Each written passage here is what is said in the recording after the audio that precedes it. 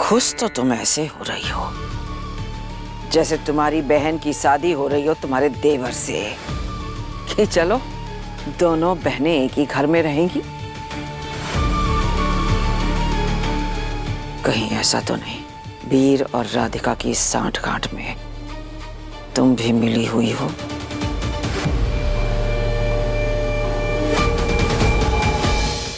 पापा जी कह रहे थे कि आज शाम तक सारा काम हो जाना चाहिए। जब तक आप फाइनल नहीं करेंगे मम्मी जी तब तक प्रिंटिंग में कैसे जाएगा? चुप!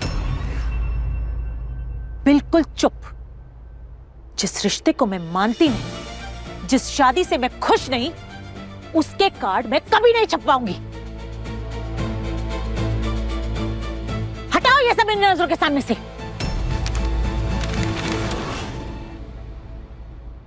मम्मी जी कार्ड छपने नहीं छपने से कुछ नहीं होगा, शादी रुक नहीं जाएगी ना।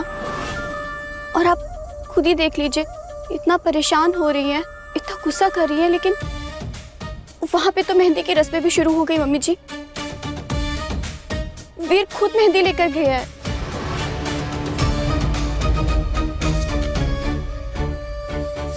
मेरी बात मानिए मम्मी जी, आप प्लीज इस सच को एक्सेप्ट कर लीजिए।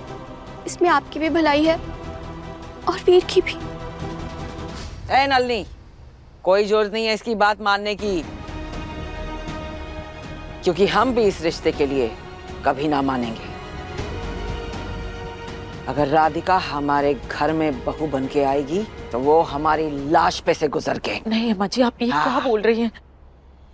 शायद यही उसके कुंडली दोष का मतलब भी होगा और यही उसका सबूत भी। दादी प्लीज,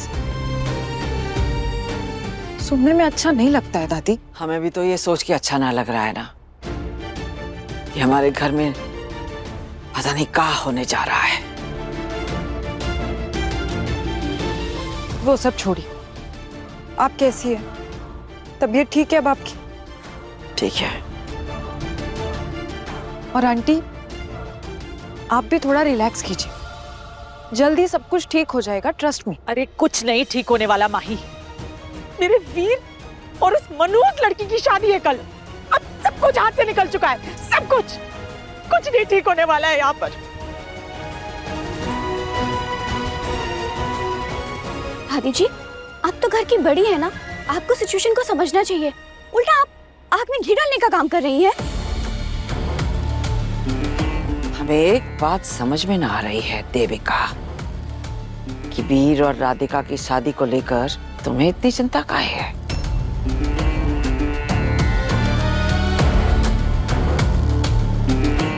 खुश तो तुम ऐसे हो रही हो जैसे तुम्हारी बहन की शादी हो रही हो तुम्हारे देवर से कि चलो दोनों बहनें एक ही घर में रहेंगी। कहीं ऐसा तो नहीं वीर और राधिका की सांठगांठ में तुम भी मिली हुई हो?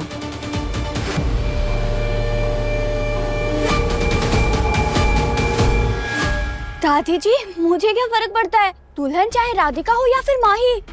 मुझे तो बस पापा जी के ऑर्डर्स फॉलो करने हैं। पापा जी ने मुझे कहा था ये काम हो जाना चाहिए शाम तक, मैं बस कर रही हूँ। दादी जी मुझे तो बस इस घर की खुशियां चाहिए, मुझे सिर्फ उसमें इंटरेस्ट है दादी जी, और किसी चीज में नहीं। देखेंगे हम, बहुत अच्छे से देखेंगे। दादी आप जरा मेरे साथ चलिए ना प्लीज, मुझे थोड़ी इंपॉर्टेंट बात करनी है।